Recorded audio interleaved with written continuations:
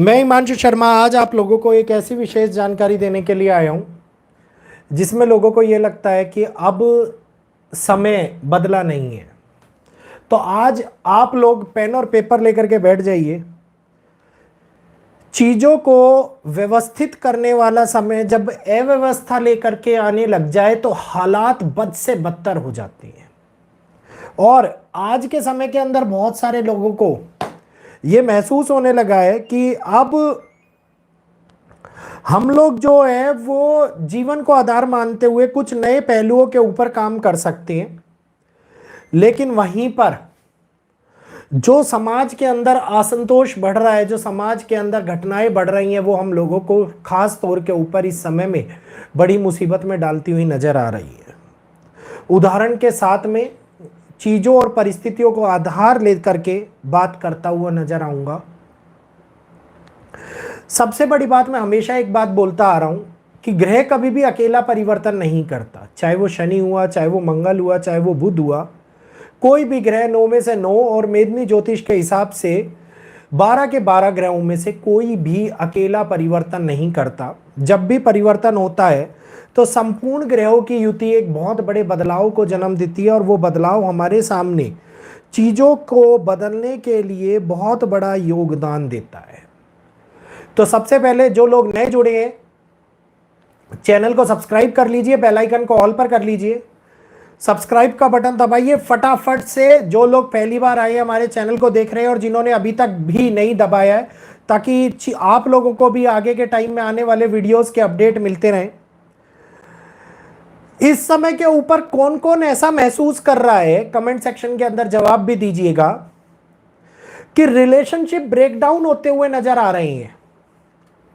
एक मन के अंदर उदासी, नकारात्मकता, ऐसा मन कर रहा है कि कोई भी काम नहीं किया जाए, ऐसा मन कर रहा है कि पता नहीं क्या होने वाला है, किस प्रकार से आगे भाव चल रहे हैं ये, या फिर ये लग रहा है कि मैंने शायद कुछ भूल गया, मैं कुछ करने जा रहा था कुछ भूल गया।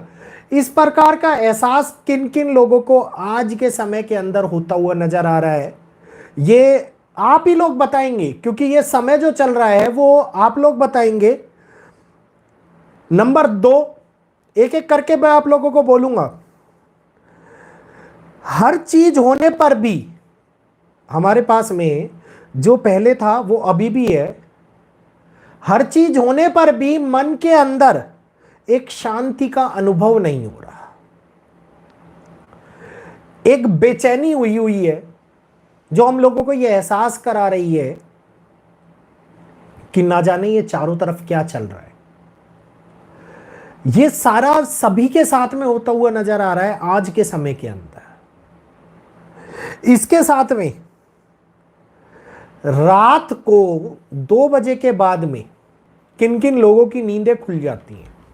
रात को 2 बजे के बाद में किन किन लोगों को आप ये कहिए कि बहुत बड़ी परेशानियां होती हैं नींद ना आने में, या फिर आगे बढ़ने में, या फिर सुबह उठने में। ये किन किन लोगों के साथ में होता हुआ नजर आ रहा है जिनको रात को नींद खुलना, चाहे वो ये कहिए कि दैनिक क्रिया के लिए हो, या फिर ये कहिए पानी पीने के लिए हो, और उसके बाद में करवट बदलते रहते हैं, नींद नहीं आती है।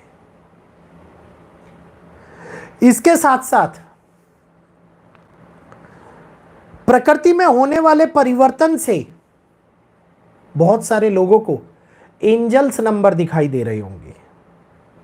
111, 333, 999, 666। किन किन लोगों को ये एहसास करा रही है। ये अभी क्यों होने लगा है?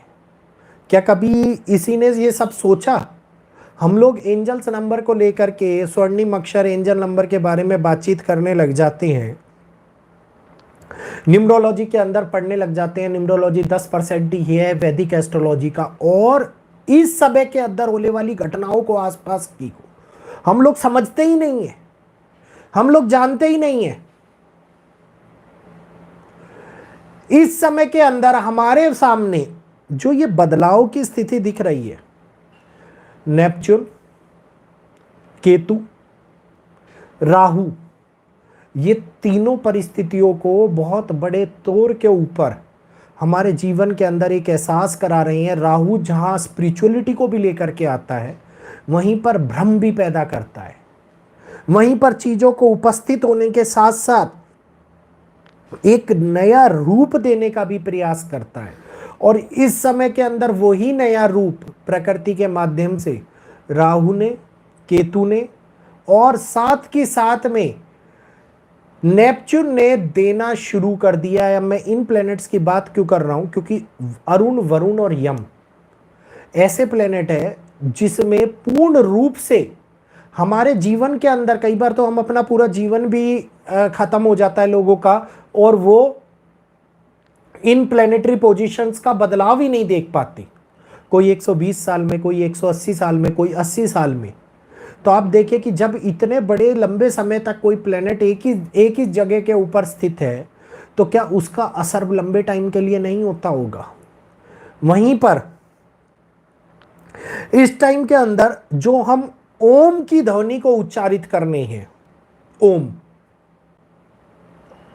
मैंने ब्रह्मांडीय ऊर्जा वाले सेशन में भी बताया था, ओम वो वाला ओम नहीं, OM वाला ओम नहीं, ओम ये वाला AUM वाला। इस ध्वनि को जो उच्चारित कर रहे हैं, ये उच्चारण करने वाली ध्वनि के अंदर एक अलग ही प्रभाव बदलता हुआ नजर आ रहा है। ये हो रहा है पृथ्वी की गति को बदलने के कारण। इस समय के ऊपर, धरती के ऊपर अधिकांश देश, जिसमें China, America, Brazil, Australia, Indonesia, Bharat, Texas, Korea, Saudi, France, Spain, Pakistan, Nigeria, Argentina, Nepal, Philippines, थक गए होंगे ना इतने सारे देशों के नाम सुनते सुनते। इन सभी के अंदर एक साथ 2025 के अंदर बहुत बड़े सैलाब ने दस्तक दी है। क्यों ये इसी समय के अंदर हुआ? अगर आपको यकीन ना हो रहा हो तो गूगल कर लेना एंड टू एंड मेरे लाइव सेशन के बीच में से ही, फिर दोबारा रीज्वाइन कर लेना। जो जो ये बातें मैं आप लोगों को बोल रहा हूं ये गूगल कर लेना। गूगल ना किया जाए तो लिख करके रख लेना, बाद में चेक करना और मेरे को कमेंट सेक्शन के अंदर कमेंट करना। जो पृथ्वी का एक्सिस बदल रहा है इस टाइम के ऊपर, वो एक्सिस हम लोगों को दिखा रहा है कि आगे आने वाले टाइम में एक बहुत बड़ा परिवर्तन जन्म ले चुका है। इस साल के अंदर वर्ष लगन और जन्म लगन दोनों ही सेम है। इस साल के अंदर जो आगे आने वाले टाइम में आप ये देखिएगा कि जहां पर इस साल सूर्य ही राजा है और सूर्य ही मंत्री है, वहीं पर एक बदलाव की शुरुआत आप लोगों को इस समय के अंदर बनती हुई नजर आ रही है। ये एक ऐसा समय है जो 2029, क्यों बार बार बोला जा रहा है 2029 2029? आज तक किसी ने आप लोगों को बताया कि 2029 में ऐसा खास क्या हो जाएगा? जो हम, कोई भी एक व्यक्ति जवाब दीजिएगा, या जिसको पता हो वो जवाब दीजिएगा ओपनली। किसी ने ये बताया कि 2029 के अंदर ऐसा क्या होने वाला है जो बार बार उसी का नाम लिया जा रहा है? बताइए। बहुत सारे एस्ट्रोलॉजरों की वीडियो आप लोगों ने देखी है। कई लोग बोलते हैं कॉपी पेस्ट हो रहा है, कई लोग बोलते हैं। कोई भी एक व्यक्ति कमेंट सेक्शन में कमेंट करके मुझे ये बताओ कि 2029 के अंदर ऐसा क्या होने वाला है जो अभी तक हम लोगों को बताया ही नहीं है, हम लोगों को पता ही नहीं। बस हम ये सोच रहे हैं कि ये होगा, ये होगा, ये होगा। इस बारे में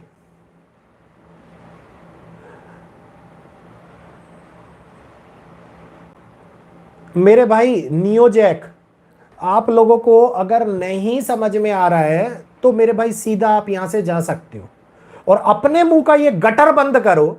जो आप दूसरों को बोल रहे हो ना, ये अपने मुंह का गटर बंद करो। और ये आप ही के शब्द है जो ये आप लोग लिख करके भेज रहे हो, तो अपने मुंह का गटर बंद करो और यहां से निकलो, वरना सफाई का कार्य यहां भी चल जाएगा। मतलब कितने बच्चलन टाइप के लोग होते हैं जिनको ये नहीं पता कि बोलना क्या है और किस प्रकार से बोलना है। बहनें, माताएं सभी यहां पर बैठी हुई हैं, नहीं पता किसी को भी नहीं। विश्व युद्ध, दुनिया आगे बढ़ो भाई, विश्व युद्ध अभी नहीं दिखाई दे रहा। इससे आगे बढ़ो। पृथ्वी की गति में होने वाले बदलाव से 2029 और 30 में एक ऐसा बदलाव हम लोगों के सामने आएगा जिसके अंदर हमारे समय सारणी बदल जाएगी। समय सारणी बदल जाएगी और यह समय सारणी बदलेगी प्राकृतिक युग परिवर्तन की वजह से। नहीं कोई क्लाइमेट, ये नॉर्मल है, क्लाइमेट चेंज वगैरह सब नॉर्मल है। समय सारणी बदलेगी, हमारे टाइम के अंदर 1 सेकंड का डिफरेंस हो जाएगा। ये बहुत बड़ा डिफरेंस है और बहुत सालों के बाद में हो रहा है। मतलब हम जो जितने मिनट्स हो रहे हैं 60 मिनट और पर मिनट में 60 सेकंड, उनमें से 1 सेकंड कम हो जाएगा, जिसके कारण पृथ्वी की होने वाली गति पे प्रभाव। आप कहोगे 1 सेकंड से क्या फर्क पड़ता है, मेरी लाइफ में तो कुछ नहीं, पलक झपकते ही बीत जाता है। लेकिन बहुत सारी ऐसी कैलकुलेशन होती है जिनमें 1 सेकंड से भी बहुत बड़ा प्रभाव पड़ता है और ये आज के समय के अंदर 2029 के अंदर आगे होने वाला है। इसके साथ साथ सबसे बड़ा परिवर्तन दुनिया के अंदर नेचर में जब भी होता है और ये नेचर का होने वाला परिवर्तन हम लोगों को बहुत सारे चेंज दिखाता है। अभी हम लोगों ने कैलिफोर्निया में पक्षी मरते हुए देखे, कितने सारे पक्षी, कई जगहों के ऊपर मछलियां आ गई भारत के अंदर, केरला में आप देखिए। और वो कौन सी वाली मछली थी जो जमीन के नीचे रहती है, डेविल फिश, ठीक है, वो दिखाई दी कई जगह के ऊपर। और जैसी दिखाई दी उसके बाद जापान के अंदर भूकंप भी आया तुरंत, ठीक है। तो एक के बाद एक होने वाला ये असर, जिसका संकेत प्रकृति दे रही है, ये दिखा रही है कि हर जगह के ऊपर बहुत ज्यादा बदलाव हम लोगों को महसूस हो रहा है। और अब धीरे धीरे 2026, 2027 एलियंस और स्पेस के लिए बहुत कुछ लाने वाले हैं। बहुत सारे लोग, बहुत सारे साइंटिस्ट ये भी मानने वाले हैं एलियन आने वाले हैं। बहुत सारे लोग ये मानने वाले हैं कि एलियन हमारे बीच में आ चुके हैं। अब एलियन, अंतरिक्ष और पृथ्वी, इन तीनों का मिला जुला वर्णन आप लोगों को आगे आने वाले समय के अंदर देखने को मिलने वाला है। अंतरिक्ष से आई हुई न्यूज, अंतरिक्ष से आए हुए signals, alien, UFO, navy, air force सभी पुष्टि कर रहे हैं, हम लोगों ने देख लिए हैं, ठीक है। तो ये पुष्टि अब आधार बनती हुई नजर आती दिखाई देगी। तो जो 2023 में निकला उसने 24 को बदला, जो 24 में निकला वो 25 का आधार बना रहा है, और जो 25 आधार बनाएगा ये आगे आने वाले 3 सालों को पूर्णतः बदल देगा। इस साल के अंदर आप लोगों ने देखा कि 2029 में 2025 में सभी लोगों के मुख से ये सुना होगा कि षटग्रह युति बनी है, षटग्रह युति का निर्माण हो गया, 6 ग्रह। और जबकि चंद्रमा कुछ समय के लिए ही आए थे और चंद्रमा ने वो कार्य भी नहीं करा। ये सुना था ना 29 मार्च को कि मीन में षटग्रह युति बन रही है। क्या हुआ, मीन में षटग्रह युति बनी और खत्म हो गई। जो षटग्रह युति थी उस टाइम के अंदर मेजर प्लेनेटरी पोजीशंस जो चेंज हुए थे, उसमें शनि ने केतु के ऊपर से निकले थे और नेपच्यून और शनि मीन राशि में व्यवस्थित हुए थे। इसके साथ साथ 12 साल पहले भी ऐसा ही समय देखने को मिला था। धन्यवाद Mukesh ji, thank you, thanks for your contribution भाई। एक ऐसा समय देखने को मिला था 12 साल के बाद में पहले, जिसमें आप लोगों को याद होगा कि 12-13 साल का जो अंतराल था, जिसके अंदर लोग ये बोल रहे थे कि माया कैलेंडर दुनिया का अंत आ गया है। बोल रहे थे ना, दुनिया का अंत नहीं आना था, दुनिया का अंत अभी भी नहीं आने वाला। माया कैलेंडर 2012 से बाद में बनाया ही नहीं गया था, इसलिए लोगों ने यह मान लिया कि दुनिया का अंत होने वाला है। लेकिन जो 2012 के अंदर एक शुरुआत दिखाई दी थी, उसने 2025 को रिलेट किया हुआ था। हम हमेशा बोलते हैं कि जो भूतकाल के अंदर घटनाएं घटित होती है ना, वो घटनाएं हम लोगों को आगे आने वाले टाइम के अंदर बहुत बड़े तौर के ऊपर बदलाव के लिए जानी जाती हैं, और ये 2025 हम लोगों को बार बार रह करके एक नया बदलाव लाता हुआ दिखाई देगा। तो इस समय के अंदर होने वाले ये बदलाव आप लोगों को देखने को मिल रहे होंगे, जिसमें षटग्रही युति का निर्माण हुआ, जिसके अंदर युद्ध हुए, ट्रंप शांति दूत, नोबेल पुरस्कार। इतना इतना पागल हो गया ये आदमी कि नोबेल पुरस्कार पाने के लिए कि ये भूल गया है कि जहां से दिया जा रहा है उसके राष्ट्रपति को फोन कर रहा है कि मेरा नाम भी चयनित किया जाए नोबेल पुरस्कार के लिए, कि मैं शांति का पाठ कराऊंगा। और मोदी जी से तो भड़क गया कि ऐसा हो गया। किसी ने मेरे को बोला कि आज आप सुबह वाले वीडियो के अंदर कांग्रेस के प्रवक्ता लग रहे हो। भाई, ना मैं कांग्रेस का प्रवक्ता हूं, ना मैं बीजेपी का प्रवक्ता हूं। पॉलिटिक्स में जब भी वीडियो लाता हूं ना, निष्पक्ष होकर के लाता हूं। और एक और बात बता दूं, ये पॉलिटिक्स पे वीडियो लाना पता है मुझे पसंद क्यों नहीं है? आप में से आधे से ज्यादा लोग कांग्रेस सपोर्टिव होंगे, आधे से ज्यादा लोग बीजेपी सपोर्टिव होंगे, कई लोग अन्य दलों को सपोर्ट करने वाले होंगे। तो मेरे को ये वीडियोस इसलिए लाने पसंद नहीं होते, क्योंकि देखो, अगर पक्ष है तो आज एक पक्ष है, चाहे वो बीजेपी हुई, लेकिन विपक्ष भी उतना ही मजबूत होना चाहिए जैसे कांग्रेस के टाइम में था कि विपक्ष हमारा मजबूत था। हमारे पास अटल बिहारी वाजपेयी जी थे, और उनके जैसे नेता कोई भी ना तो हुआ है ना ही होगा आगे, मुझे नहीं लगता, जिसके बाद में मोदी जी का नाम अब आया है। तो आप एक बात को ध्यानपूर्वक समझिए कि अगर विपक्ष के अंदर लल्लू पंजू बैठे हुए हों तो वो विपक्ष किस काम का? भारत में लोकतंत्र रहेगा ही नहीं। और ये सच्चाई है, क्योंकि कोई तो मजबूत नेता होना चाहिए कि ये आलू छील के सोना निकाल देंगे, एक साइड से आलू डालेंगे, दूसरी साइड से सोना निकलेगा। इस प्रकार की बात करने वालों को क्या हकीकत में आप प्रधानमंत्री के रूप में देखना चाहेंगे? कल को वो क्या कर देंगे देश का, ये हम सोच भी नहीं सकते। तो मैं किसी के पक्ष या विपक्ष के अंदर बात नहीं करता, मैं बात करता हूं एक डायरेक्ट मुद्दे की कि मुद्दा ऐसा चल रहा है। क्योंकि ये जो बिल आया है ना, इस बिल ने बहुत कुछ हिला दिया। लोगों ने बोला ऑल इलेक्टेड सुपर, किसी ने बोला कि आपको बिल पढ़ने की, शायद उन्होंने बिल पढ़ा ही नहीं है, उनको पता ही नहीं है कि जो कुर्सी पे इस टाइम पर इलेक्टेड होगा, जो मौजूद होगा, वो ही इस बिल के अंदर इंटरनल आता है, बाकी सारे नहीं आते। विधानसभा वाले और ये लोकसभा वाले नहीं आते। उनको पद मिला हुआ होना चाहिए, तभी तो वो पद से रिजाइन करेगा। इलेक्टेड यूनिफॉर्म सिविलाइज्ड वाले लोग इसके अंदर नहीं आते। तो जिस बात को समझना हम लोगों के अंदर जरूरी है, मैं ये नहीं चाहता कि बदलाव ना हो, बदलाव नियम है सृष्टि का, लेकिन उस बदलाव को हम लोगों को समझना भी है कि वो बदलाव अच्छे के लिए हो रहा है या बदलाव दबाव के लिए हो रहा है।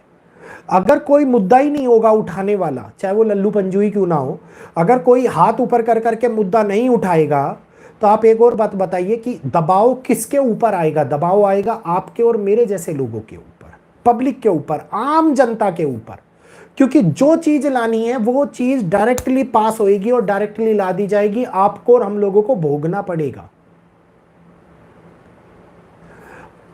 इस समय के ऊपर ये बदलाव, ये नियम है, ये आधार है जिसको समझना हम लोगों को चाहिए कि हाँ, डेमोक्रेसी में बदलाव होना है और अच्छी बात है होए, और निकाला जाए इन सभी को, जो जो लोग अपराधी हैं। क्योंकि अपराधी ही अगर सत्ता में बैठेंगे तो फिर कौन रह जाएगा?